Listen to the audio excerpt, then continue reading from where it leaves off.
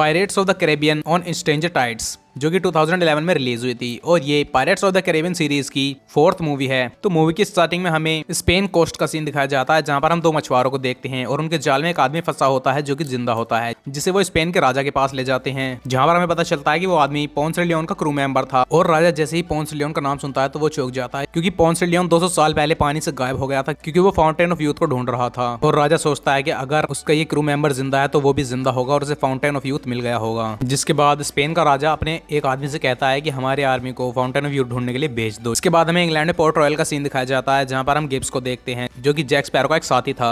उसे वो लोग जैक स्पैरो समझ रहे थे और फांसी की सजा देने वाले थे, लेकिन तभी हम देखते हैं कि वहां पर जैक स्पैरो आ जाता है, जो कि खुद जज बनकर वहां पर आता है और वो गिब्स को फांसी की जगह पर उम्र कैद की सजा दे देता है। अब हम एक बग्गी को देखते हैं जिसके अंदर गिब्स को ले जाया जा रहा होता है, लेकिन उसके साथ वहां पर जैक स्पैरो भी आ जाता है, जो गिब्स को बताता है कि कुछ ही देर में हम इस सिटी से बाहर होंगे, क्योंकि मैंने इस बग्गी वाले को पैसे दे दिए हैं। जिसके बाद गिब्स जैक स्पैरो से पूछता है कि क्या तुम कोई नया क्रू ढूंढ रहे हो जिसके साथ तुम फाउंटेन ऑफ यूथ ढूंढ सको, लेकिन जैक स्पैरो कहता है कि नहीं। जिसके बाद हम देखते हैं कि बग्गी रुक जाती है और वो लोग जैसे इस बग्गी से उतरते हैं तो उन्हें पता चलता है कि वो बग्गी शहर के बाहर नहीं बल्कि वो पोर्ट रॉयल के अंदर ही होते हैं और वहां पर बहुत सारे सिपाही होते हैं जो उन्हें पकड़ लेते हैं। अब हम देखते हैं कि जैक स्पैरो को इंग्लैंड के किंग के सामने ले जाया जाता है, जिनका नाम किंग जॉर्ज 2 होता है। और वो वहां पर जैक स्पैरो से कहते हैं कि मुझे पता चला है कि स्पेन के किंग को फाउंटेन ऑफ यूथ के बारे में पता चला है और वो वहां के लिए निकल गए हैं। तो वो जैक स्पैरो से कहते हैं कि मुझे भी फाउंटेन ऑफ यूथ तक जाना है और तुम मुझे उसका नक्शा दोगे। लेकिन जैक स्पैरो से कहता है कि मेरे पास वो नक्शा नहीं है, वो तो खो गया, लेकिन मैं आपकी मदद फाउंटेन ऑफ यूथ पर जाने के लिए कर सकता हूँ। जिसके बाद जैक स्पैरो इंग्लैंड के किंग से एक शिप मांगता है और वो कहता है कि मुझे कुछ क्रू की भी जरूरत होगी। तो वहां पर किंग जॉर्ज कहते हैं कि मैं तुम्हारे लिए एक पायरेट का भी इंतजाम कर चुका हूँ। और फिर हम देखते हैं कि वहां पर हेक्टर बारबोसा की एंट्री होती है, जो कि पिछली मूवी के अंदर जैक स्पैरो का शिप लेकर भाग गया था। जिसके बाद जैक स्पैरो उससे पूछता है कि मेरा ब्लैक पर्ल कहाँ पर है। तो बारबोसा उसे बताता है कि वो तो मैंने खो दिया और इसी के साथ मैंने अपना एक पैर भी खो दिया। वो दुश्मन बहुत ही ताकतवर था जो कि मुझसे उस ब्लैक पर्ल को चुरा कर ले गया। जिसके बाद हम देखते हैं कि जैक स्पैरो वहां से चालाकी से निकल जाता है और वो वहां से भागने लगता है, लेकिन तभी वहां पर एक सैनिक उसे देख लेता है और वो उसे गन पॉइंट पर ले लेता है। पर तभी हम वहां पर देखते हैं कि उस सैनिक को कोई गोली मार देता है और हमें सामने जैक स्पैरो के पिता दिखाई जाते हैं। अब हम देखते हैं कि जैक स्पैरो अपने पिता के साथ एक बार के अंदर बैठा होता है और वहां पर उसके पिता उसे बताते हैं कि तुम्हें फाउंटेन ऑफ यूथ ऐसे ही नहीं मिलेगा, तुम्हें उसके लिए 2 चांदी के प्याले भी चाहिए होंगे। और उसके पिता उससे कहते हैं कि अगर तुम्हें फाउंटेन ऑफ यूथ पर जाना है तो उसके लिए तुम्हें कड़ी परीक्षा देनी होगी। जिसके बाद वो वहां से चले जाते हैं। अब जैक स्पैरो को वहां पर पता चलता है कि कोई उसी के नाम से क्रू इकट्ठा कर रहा है फाउंटेन ऑफ यूथ पर जाने के लिए, लेकिन तभी जैक को आदमी मिल जाता है और वो उसके साथ फाइट करने लगता है। जिसके बाद हमें वहां पर एक शॉर्ट फाइट देखने के लिए मिलती है और फिर उसके लड़ने के स्टाइल से जैक समझ जाता है कि वो एंजेलिका है, जिससे जैक स्पैरो प्यार करता था।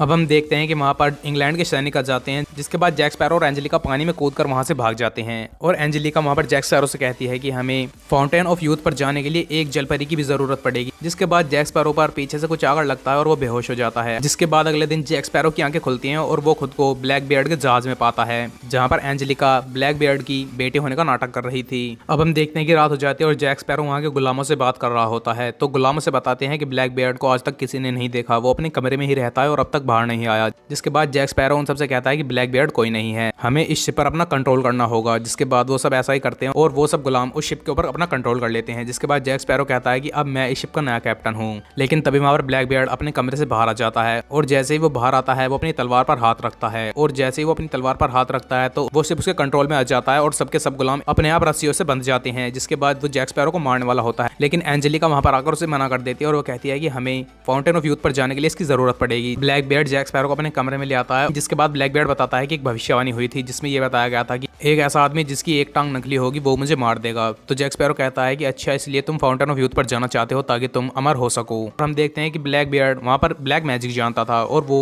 जैक स्पैरो की एक डोल बना लेता है और वो जब उस डोल को चोट पहुंचाता था तो वही चोट जैक स्पैरो को भी लगती थी। अब सीन शिफ्ट होता है और हमें गिब्स का सीन देखने के लिए मिलता है, जो कि बारबोसा के पास था और बारबोसा उसे मारने वाला होता है। लेकिन तभी गिब्स वहां पर उसे वो मैप देता है जो कि फाउंटेन ऑफ यूथ का मैप था। जिसके बाद गिब्स उस मैप को बारबोसा के सामने जला देता है और वो कहता है कि ये मैप अब मेरे दिमाग में है, अगर तुम्हें फाउंटेन ऑफ यूथ तक जाना है तो तुम्हें मुझे जिंदा रखना होगा। अब हमें ब्लैक बियर्ड जहाज का सीन दिखाया जाता है, जहां पर जैक स्पैरो एंजेलिका के साथ बात कर रहा होता है और वो उससे पूरा प्रोसीजर जानता है कि वो कैसे फाउंटेन ऑफ यूथ की मदद से अमर हो सकते हैं। और एंजेलिका उसे वहां पर बताती है कि तुम्हें जलपरी के आंसू, फाउंटेन ऑफ यूथ का पानी और साथ ही पोंस डे लियोन के चांदी के बर्तनों की भी जरूरत पड़ेगी। और वो बताती है कि इस प्रोसीजर के अंदर हम दूसरे इंसान की उम्र चुरा लेते हैं। और वो बताती है जिस बर्तन के अंदर जलपरी के आंसू होते हैं उस इंसान की उम्र बढ़ जाती है और जिसके अंदर फाउंटेन ऑफ यूथ का पानी रह जाता है उस इंसान की उम्र दूसरे इंसान को मिल जाती है। अब हम देखते हैं कि जैक को पूरा प्रोसीजर पता चल जाता है और वो वहाँ पर नहीं जाना चाहता था क्योंकि वो किसी दूसरे इंसान की लाइफ को नहीं छीनना चाहता था। अब हम देखते हैं कि एंजेलिका उसे अपने साथ ले जाती है और वो उसे एक अलमारी दिखाती है जिसके अंदर बहुत सारे जहाज होते हैं जो कि बोतल में बंद होते हैं और उसके अंदर वहाँ पर ब्लैक पर्ल जहाज भी होता है जो कि जैक स्पैरो का ही था। अब हम देखते हैं कि एंजेलिका जैक स्पैरो के साथ एक डील करती है और वो उससे कहती है कि मैं तुम्हें ये सारे जहाज दे दूंगी, लेकिन उससे पहले तुम्हें मुझे फाउंटेन ऑफ यूथ का रास्ता बताना होगा और हमें वहां तक ले जाना होगा। और साथ ही हमें वहां पर यह भी पता चलता है कि ब्लैक बियर्ड एंजेलिका का असली पिता था और वो उसकी जान बचाना चाहती थी। अब हम देखते हैं कि ब्लैक बियर्ड के लोग एक आइलैंड पर पहुंच जाते हैं जहां पर जाकर वो जाल बिछाने लगते हैं ताकि वो वहां पर जलपरी को पकड़ सकें। लेकिन तभी हम देखते हैं कि वहां पर एक जलपरी फंस जाती है जिसे ब्लैक बियर्ड के लोग पकड़ लेते हैं। अब हम देखते हैं कि जैक स्पैरो वहां पर अपने कंपास का इस्तेमाल करता है क्योंकि उन्हें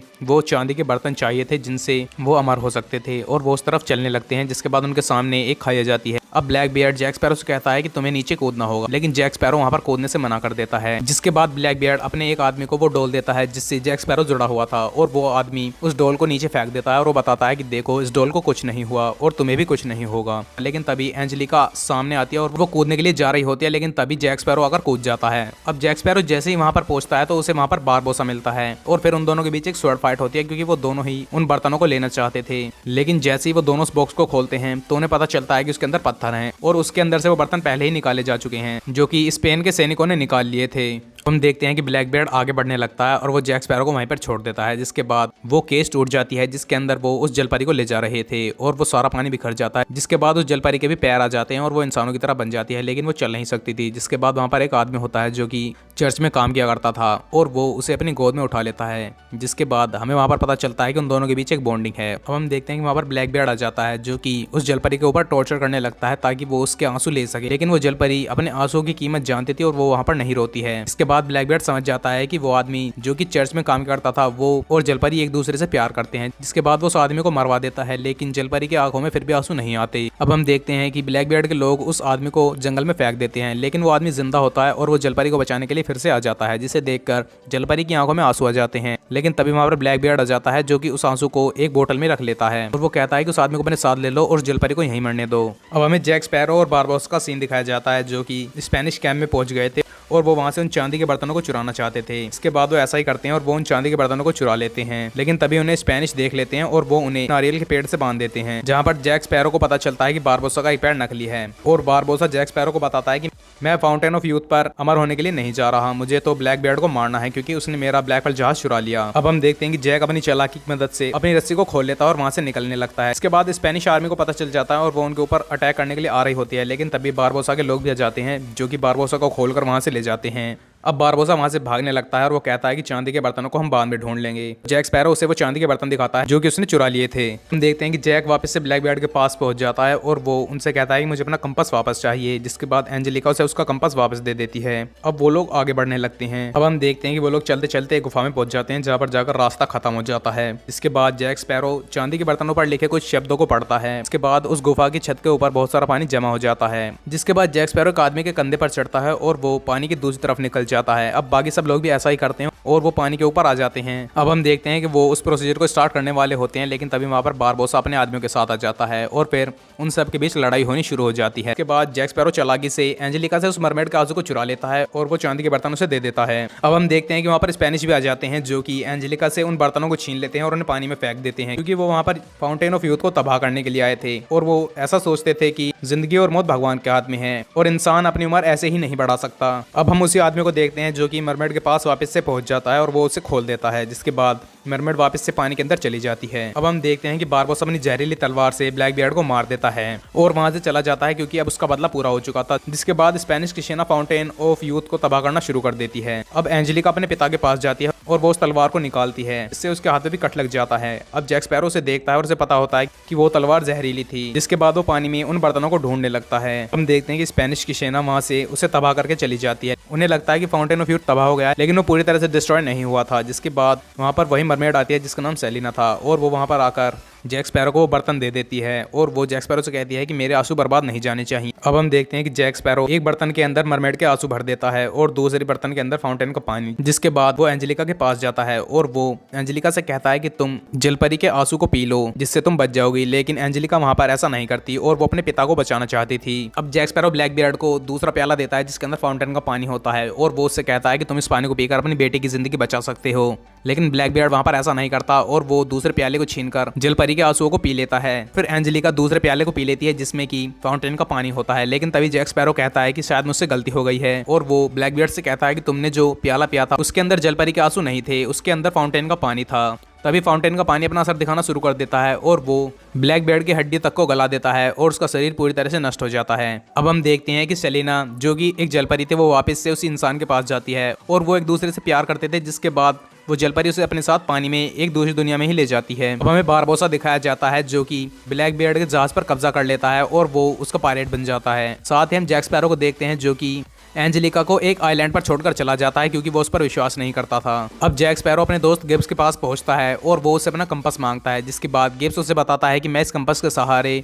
तुम्हारे ब्लैक पर्ल जहाज को भी वापस ले आया हूं जो कि उसी बोतल में बंद था, और साथ ही वो बताता है कि मैं और भी सारे जहाज ले आया हूं जो कि उन बोतल्स में बंद थे। लेकिन वो दोनों नहीं जानते थे कि उन जहाजों को उस बोतल से बाहर कैसे निकालना है। जिसके बाद हमें इस मूवी का पोस्ट क्रेडिट सीन दिखाया जाता है जहां पर एंजेलिका के पास वही डॉल पहुंच जाती है जो कि जैक स्पैरो की थी, जो कि ब्लैक बियर्ड ने बनाई थी, और ये मूवी यहीं पर खत्म हो जाती है। तो आई होप गाइस आपको ये वीडियो पसंद आई हो। तो इसी के साथ अगर आपने इसके पिछले पार्ट्स को नहीं देखा है तो उनकी लिंक्स इस वीडियो के डिस्क्रिप्शन में है, आप वहां से जाकर उन्हें देख सकते हैं।